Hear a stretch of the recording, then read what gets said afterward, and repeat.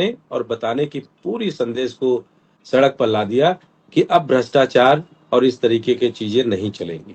नेपाल इस समय कैसा है, ये हम सीधे आपको दिखाना चाहते हैं। काठमांडू से हमारे साथी कमल शर्मा जी जुड़े हुए हैं। वो आपको बताने और दिखाने का प्रयास कर रहे हैं कि आखिर इस समय काठमांडू के हालात कैसे हैं। कमल, आपका स्वागत है सबसे पहले। और नमस्कार जी।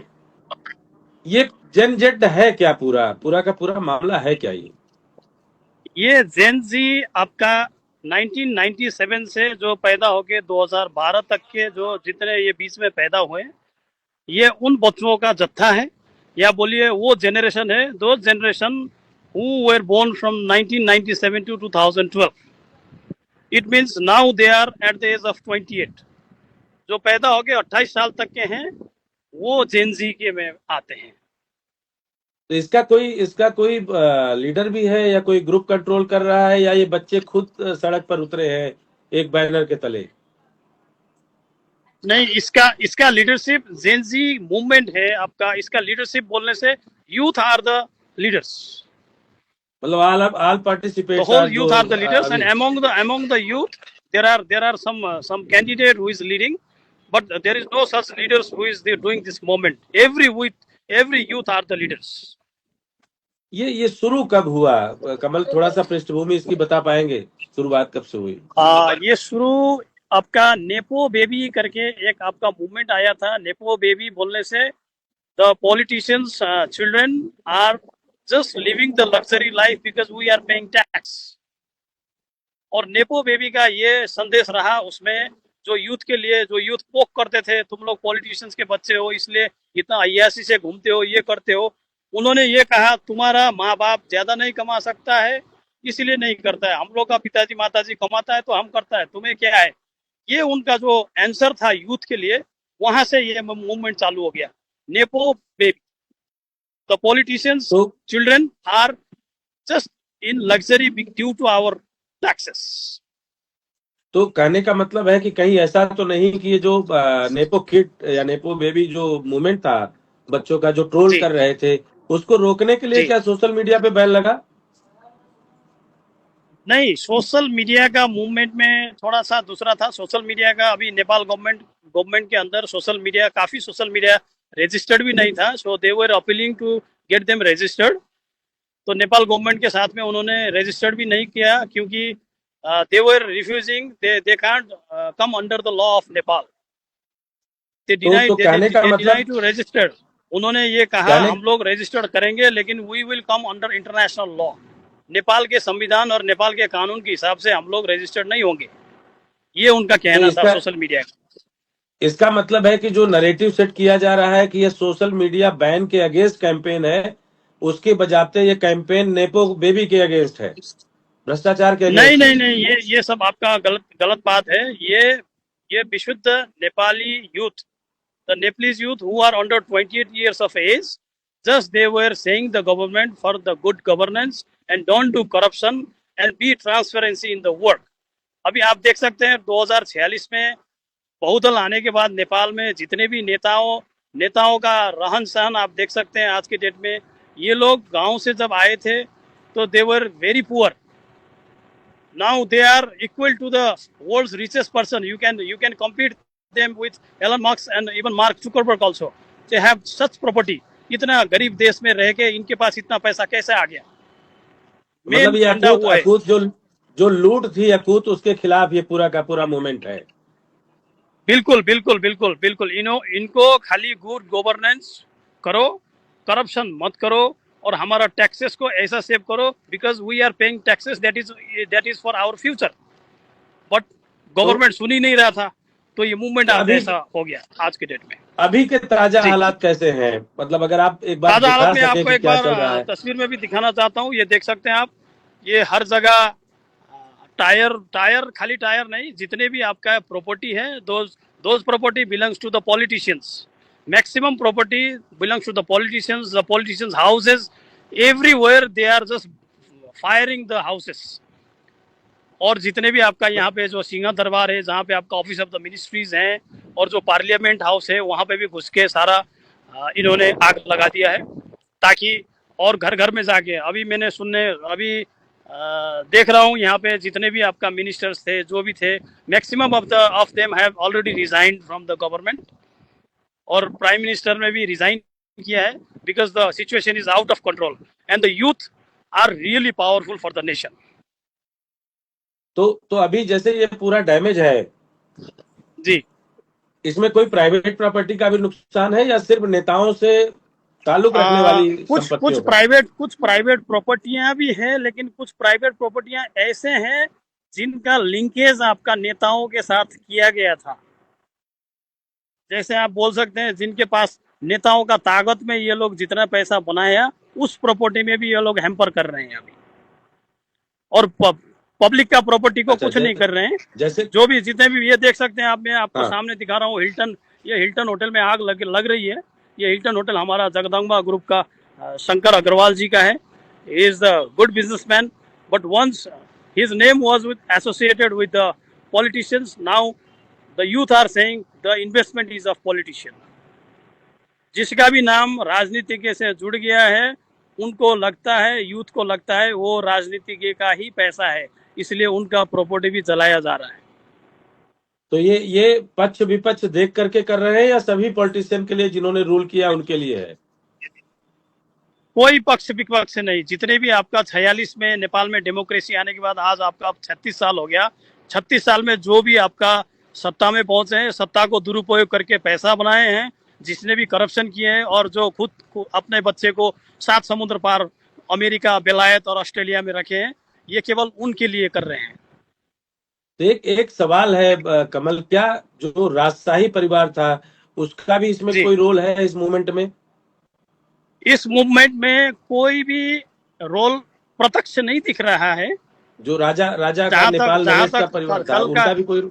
आज का ये घटना जहां तक इतना एग्रेशन इसलिए हुआ, कल प्लाकार्ड लेके स्कूल एंड कॉलेज चिल्ड्रन संसद भवन के सामने प्लाकार्ड में खड़े हुए थे। No corruption, say goodbye, we are not your future bank, ऐसा प्लाकार्ड लेके बैठे हुए थे।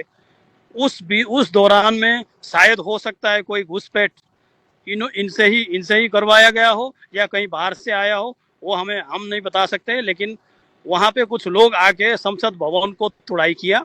तोड़ाई करने के बाद सीधा प्राइम मिनिस्टर का आदेश हुआ शूट एट साइट, और शूट एट साइट में नेपाल पुलिस जो था वहां पे तैनात, उन्होंने शूट एट साइट तो किया, लेकिन जिसने तोड़ा उसको नहीं किया, स्टूडेंट को किया। और वो नाबालग स्टूडेंट, जो बच्चे college going, school going children को इन्होंने सीधा कमर के ऊपर, छाती में, माथे में मारने के बाद आज ये मूवमेंट ऐसा हुआ है।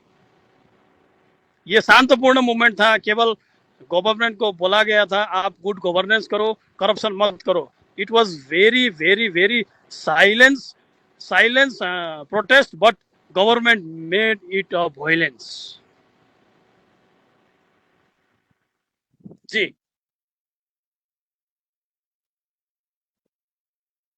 अजय शुक्ला जी सुन पा रहे हैं मेरे को? मेरी आवाज आप तक पहुंच रही है?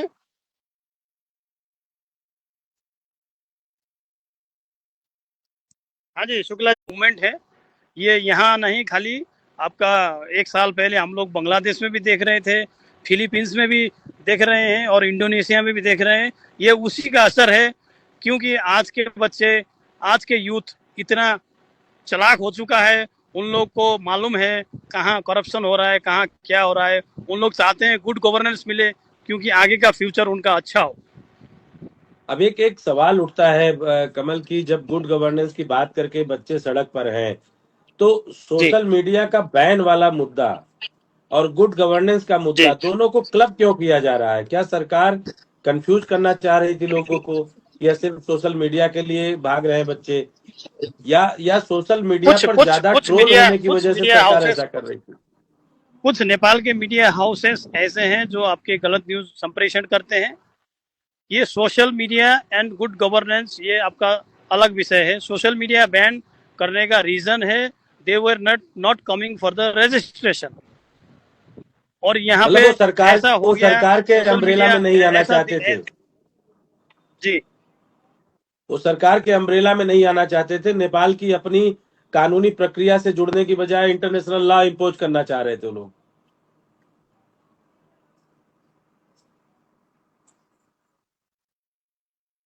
कमल, मेरी आवाज आ रही है?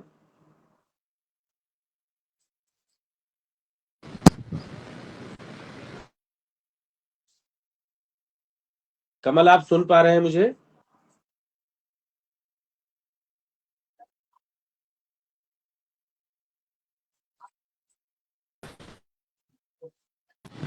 सॉरी शुक्ला जी, थोड़ा आवाज आवाज अब हाँ, आ रही है मेरी मैं ये आवाज? कह हाँ, आ रही है आवाज। मैं ये कह रहा था कि ये सोशल मीडिया बैन तो नेपाल के कानूनी प्रक्रिया से ना मानने के कारण लगा।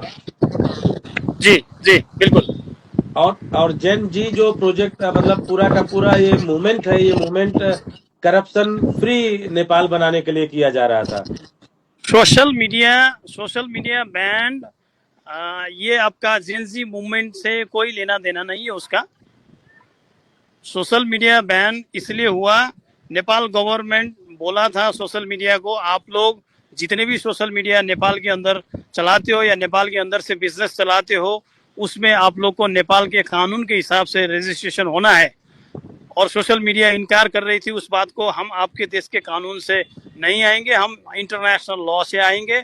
अगर हमारा इंटरनेशनल लॉ से हिसाब से देना है तो दीजिए, नहीं तो नहीं आएंगे बोल के वो लोग नहीं आ रहे थे।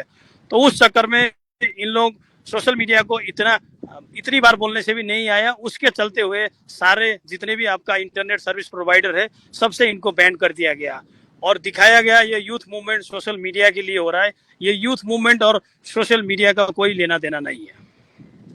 कुल मिलाकर ये पूरा का पूरा मुद्दा डाइवर्जन का बनाया गया हमारे हिसाब से। एक मीडिया नैरेटिव सेट किया गया कि सोशल जी मीडिया बिल्कुल की बिल्कुल लड़ाई है। बिल्कुल डाइवर्जन का, मैंने जैसे अभी बोला आपको, ये this was a very silence protest by the students. आप सोच सकते हैं 28 साल का युवा जो आपका कलम लेके, छात्र छात्राएं जो कलम लेके कॉलेज जाते हैं, उन लोग हथियार उठाने का सोचते भी नहीं है और उन लोगों ने अभी तक हथियार उठाया भी नहीं है। और कल के दिन में जिस हिसाब से नेपाल गवर्नमेंट ने स्टूडेंट को मारा है, वो ऐसा लग रहा था कि कोई लश्कर ए तोबा या अलकायदा का आतंकवादी को मार रहे हैं। पुलिस मैन को ऐसा इंस्ट्रक्शन था, कमर से ऊपर गोली चला के किसी को छाती में मार के। ये इन्होंने जो मारा कल के डेट में, उसका चलते हुए आज ये नतीजा आ रहा है। देश में ये सब अशांति इनके डायरेक्शन की वजह से ही हो रहा है। अभी सड़क पर क्या मूवमेंट है, ऐसा कुछ जहां आप हैं वहां से कुछ दिखा सकते हैं क्या? सड़क में थोड़ा बहुत क्राउड आपका निकल रहे हैं। आज ऐसे दिन भर पूरा देश में कर्फ्यू था, किसी को इकट्ठा होने, अभी एकत्रित हो रहे हैं। यूथ सारे एकत्रित हैं, जो नेताओं का घर है या नेताओं का दुकान है या आपका मंत्री क्वार्टर है, ये सब चीज में जाके उनके प्रॉपर्टी को तहस नहस कर रहे हैं। तो अब क्या अगला कदम, क्या इस समय पुलिस और सेना का क्या रुख है? वो सरकार के हिसाब से तो अब चलेंगे या अपने हिसाब से चल रहे हैं, ये या आप देख उनको सकते हैं, जेनजी? अभी अभी नया नया जितने भी आपका जगह में ये आपका ये आग का मूसला धप सब उड़ा हुआ है। ये हिल्टन होटल मैंने आपको दिखा दिया। ऐसे बहुत सारे प्रॉपर्टी हैं जिनमें आग लगी हुई है। उसमें कुछ हो सकते हैं आपके क्राउड अनियंत्रित होकर कोई प्राइवेट प्रॉपर्टी भी जला दी हो, लेकिन उनका मकसद केवल आपका पॉलिटिशियंस जो करप्शन करके प्रॉपर्टी बनाए हैं और नेपाल को लूट के अपना अपना अपना बच्चे को बाहर रख के, जितने भी करप्शन का पैसा है वो लोग बाहर जो यूज करते हैं और उनके बच्चे जो अय्यासी में जीते हैं, ये उसी का क्रोध ये यूथ निकाल रहा है। अभी अभी मौजूदा मंत्रियों नेताओं की क्या पोजीशन है? इस्तीफे के बाद वो लोग कहाँ हैं?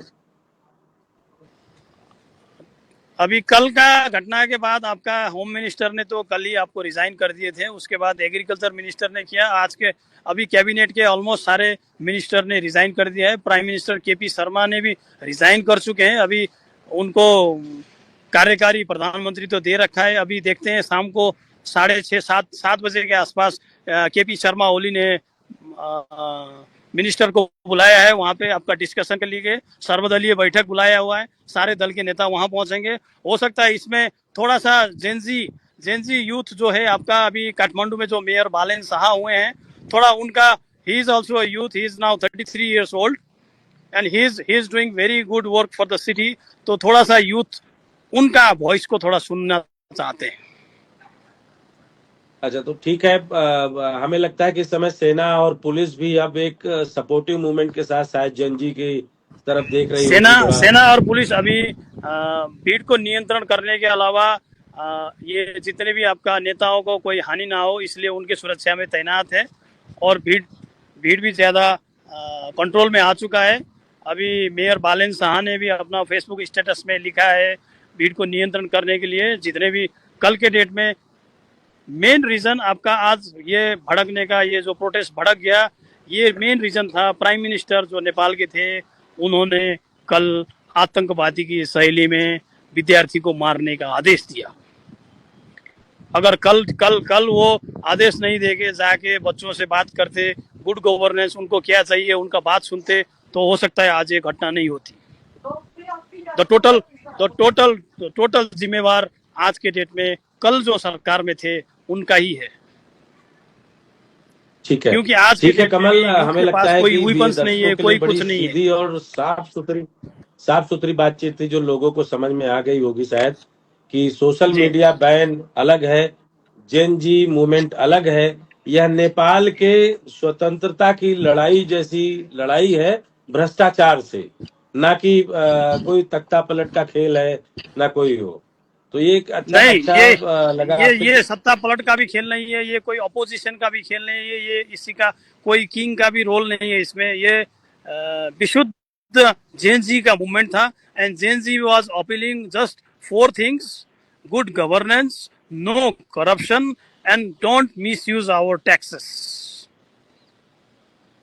ठीक है, अच्छा लगा कमल, फिर हम जुड़ेंगे आपसे जल्दी ही इस मुद्दे पर अगर कुछ नया अपडेट रहेगा तो। बहुत बहुत धन्यवाद, बहुत बहुत धन्यवाद। बहुत बहुत धन्यवाद, बहुत बहुत धन्यवाद।